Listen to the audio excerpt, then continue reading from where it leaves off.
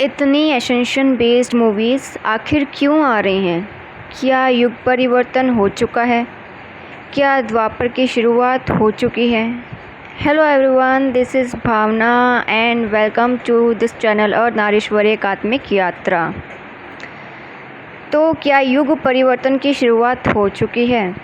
इतने लोगों का अवेकन होना, जिस तेज़ी से लोग अब योग मेडिटेशन के माध्यम से आध्यात्म में प्रवेश कर रहे हैं और हाल ही पिछले 2-3 सालों से जो एसेंशन मूवीज़ आ रही हैं लाइक ब्रह्मास्त्र, कार्तिकेय 2, कंटारा, असुर और हाल ही में विवादों में चल रही आदिपुरुष। अब तो टीवी सीरियल्स भी आ रहे हैं, मोस्ट ऑफ वो भी स्पिरिचुअलिटी पर ही बेस्ड हैं। राधा कृष्ण, शिव शक्ति और भी कई। पर मुद्दा मैंने ये क्यों लिया है कि क्या लोगों को अपनी एसेंशन के लिए, आध्यात्मिक ज्ञान के लिए, अपनी आध्यात्मिक प्रगति के लिए इस तरह की मूवीज़ और सीरियल्स पर डिपेंड रहना चाहिए? बिकॉज़ आदिपुरुष का जैसा कि सबको ही पता है कैसी भाषा है, कैसे डायलॉग्स हैं, मतलब रामायण तो कहीं से लग ही नहीं रही है उसमें। यहाँ तक कि रामायण जैसी एपिक को भी सेक्सुअलाइज करने में पीछे नहीं हटा बॉलीवुड। जिस तरह मतलब बिना इंटीमेट सीन के बॉलीवुड इंडस्ट्री को अपनी हर मूवी इनकम्प्लीट ही लगती है और ये कितनी शर्म की बात है। रामायण की पवित्रता को भी उन्होंने ख़त्म करने का प्रयास किया है। जिस तरह विभीषण की वाइफ को मूवी में कपड़े बदलते हुए दिखाया है, मतलब कहना तो नहीं चाहिए पर यहाँ भी विभीषण की वाइफ को वैसा ही दिखाया गया है जैसा कि किसी आइटम सॉन्ग में एक हीरोइन का जो रोल होता है वैसा ही दिखाया गया है। आप सोचिए, बच्चे जो मूवी देखने गए होंगे क्या ज्ञान लिया होगा बच्चों ने, कैसे वो मूवी देखने के बाद कैसे वो श्री राम, माँ सीता, हनुमान जी के कैरेक्टर को समझेंगे, क्या इमेज बनाएंगे उनकी, क्या सोचेंगे। और कई पात्र ऐसे हैं जिनको मूवी में दिखाया ही नहीं गया है, जैसे कुंभकर्ण, मतलब आधी अधूरी रामायण दिखाई है पर वो भी गलत दिखाई है। और जैसे रिसेंट मैंने असुर 2 भी देखी, सीरीज़ 1 भी देखी इस मूवी की। वैसे तो उसमें जो समाज की दशा दिखाई है, प्रेजेंट सोसाइटी कैसी है, वो किसी तरह से सही भी है, पर किसी भी मूवी में आध्यात्मिकता को लेके पूरा क्लैरिफिकेशन नहीं दिया गया है।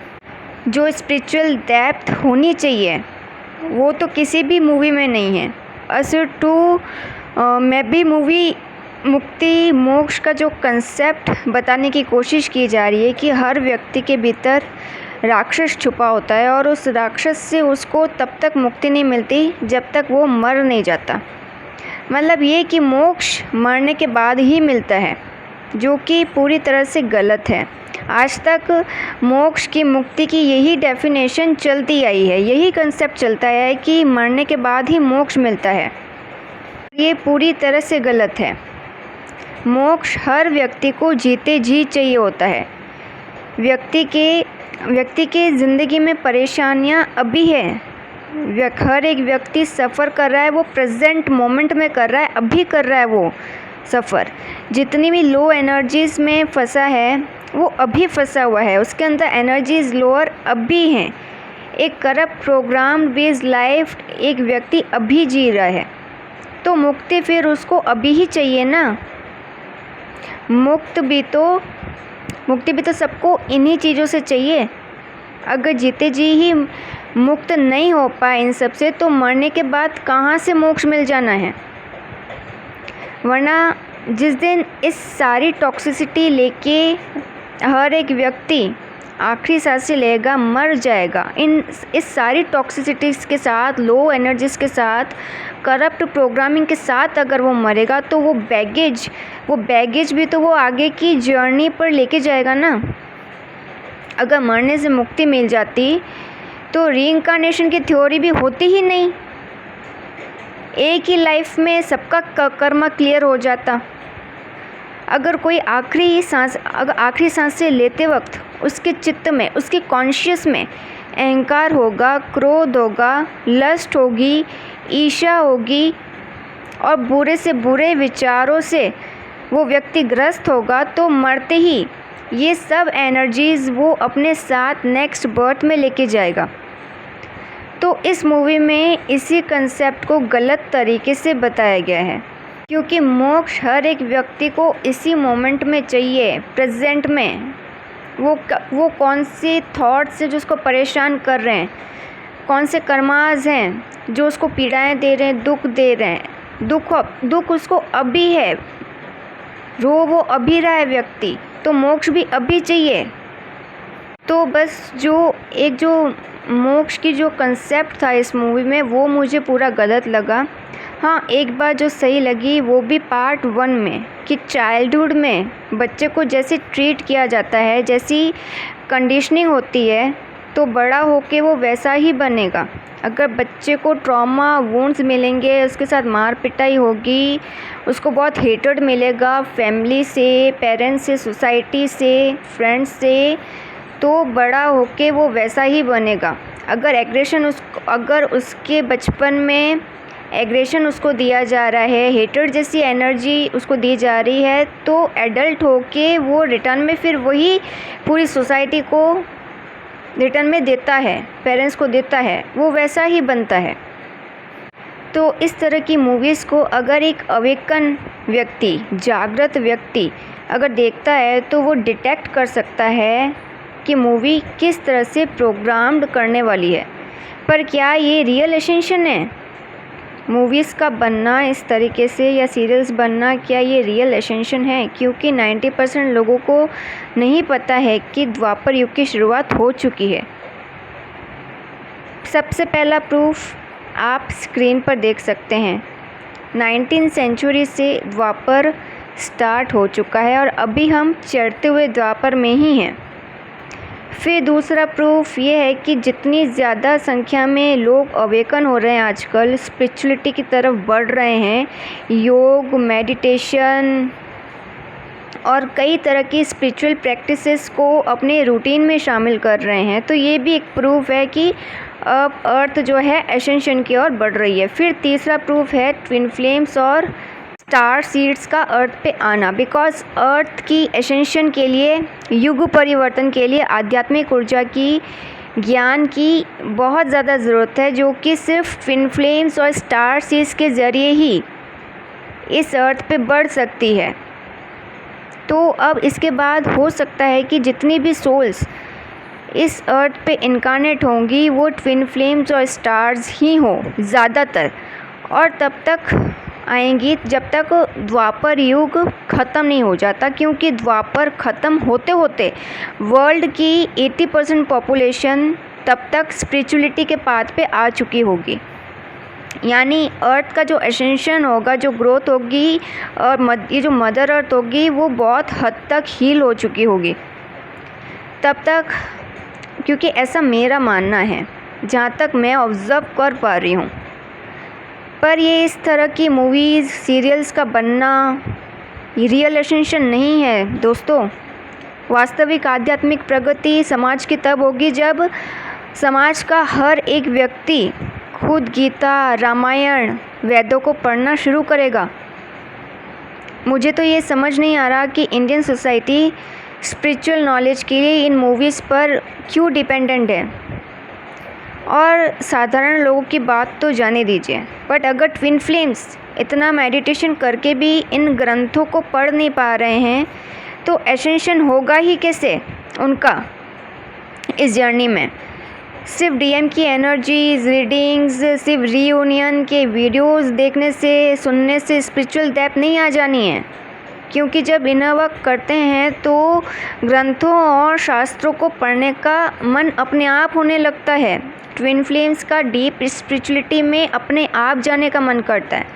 मैं खुद 2 बार गीता का अध्ययन कर चुकी हूँ और 1 बार साईं सच्चरित्र भी पढ़ चुकी हूँ। और इनको पढ़ने से फ़ायदा ये है कि फिर सोशल मीडिया पे स्पिरिचुअलिटी पे बेस्ड जो भी गलत कंटेंट हैं, गलत कंटेंट देखने से आप बच जाते हो। आपने ग्रंथ पढ़े होते हैं तो आप तुरंत पहचान लेते हो कि वीडियो में कौन सी बातें सही हैं और कौन सी गलत हैं, और आप फेक नॉलेज से भी बच जाते हो। इसलिए मैंने आप लोगों को आचार्य प्रशांत जी का चैनल सजेस्ट किया था, बिकॉज़ ही इज़ अमेजिंग। अगर उनको आपने सुन लिया, उनके गीता के सेशंस आपने सुन लिए, तो मैं गारंटी देती हूँ कि आप इस जर्नी पे जल्दी हील हो जाएंगे। आपकी जर्नी जल्दी पूरी हो जाएगी। तो ज़रूर सुनिएगा उनको, ताकि आप पेड सेशंस भी आपको ना लेने पड़े इस जर्नी पर, जैसे दूसरे ट्विन फ्लेम्स लेते हैं। क्योंकि मैंने भी कोई पेड सेशंस नहीं लिए थे इस जर्नी पे। और मैं क्यों कह रही हूँ कि हमें अपने ग्रंथों को, पवित्र ग्रंथों को, शास्त्रों को, पुराणों को खुद पढ़ना चाहिए। क्योंकि जब मैंने आदि पुरुष मूवी के रिव्यूज़ सुने थे तो सुन के साफ पता चल रहा था कि लोग कितना इग्नोरेंस में जी रहे हैं, कितनी स्लीप कॉन्शियसनेस में है वो। धर्म और सत्य से उनको कोई मतलब नहीं है, रामायण से मतलब ही नहीं है उनको। लोग अपने फेवरेट एक्टर और एक्ट्रेस की एक्टिंग देखने जा रहे हैं, बस उनकी तारीफ़ ही किए जा रहे हैं। मतलब मूवी की बुराई करने से क्या होगा? जो लोग भी हैं जो बुराई भी कर रहे हैं, बुराई करने से क्या होगा? अगर उनको लगता है कि हमें ज्ञान चाहिए, तो कितने लोगों ने सोचा कि मैं अब खुद रामायण उठा के पढ़ूँगा। किसी के भी मन में ये विचार क्यों नहीं आ रहा है? लोगों के मन में ऐसे विचार क्यों नहीं आते कि क्यों मूवीज़ पर और सीरियल्स पे डिपेंड रहना अपने ही धर्म को समझने के लिए, ज्ञान लेने के लिए? पता नहीं खुद से हिम्मत क्यों नहीं जुटा पा रहे हैं लोग। खुद लोगों को अपनी गलती दिखाई नहीं देती है कि वो कितने आलसी हैं। बस कोई उनके लिए सीरियल बना ले, मूवी बना ले, और सोचते हैं कि बस उतने में वो पूरी रामायण का ज्ञान ले लेंगे। पूरी सिर्फ 2 घंटे की मूवी देखकर लोग ये सोचते हैं कि पूरी रामायण हम मूवी से सीख लेंगे, पूरा ज्ञान हम ले लेंगे 2 घंटे में। सो फ्रेंड्स, आपसे रिक्वेस्ट है कि बच्चों को ऐसी मूवीज़ दिखाने ना ले जाएं जिससे उनकी बचपन में ही फॉल्स कंडीशनिंग हो जाए, उनको गलत ज्ञान मिल जाए अपने ही धर्म का। और आप ट्विन फ्लेम्स खुद ग्रंथों का अध्ययन करें, क्योंकि बिना रामायण या गीता पढ़े तो आप मिशन वर्क कभी कर ही नहीं पाएंगे। क्योंकि मिशन वर्क के लिए सही स्पिरिचुअल नॉलेज का होना और इसके साथ ही करेज और डेडिकेशन का होना बहुत ही ज़रूरी है। तो आज की वीडियो में यहीं तक की गाइडेंस थी। अगर वीडियो अच्छा लगा हो तो इस वीडियो को शेयर कीजिए ज़्यादा से ज़्यादा लोगों तक, ताकि लोगों की आंखें खुल सके, वो जागृत हो सके, को भी अपनी गलती पता चलनी चाहिए कि वो क्या गलती कर रहे हैं। फ्रेंड्स, वीडियो को यहीं समाप्त करती हूँ। Till then, goodbye and God bless you.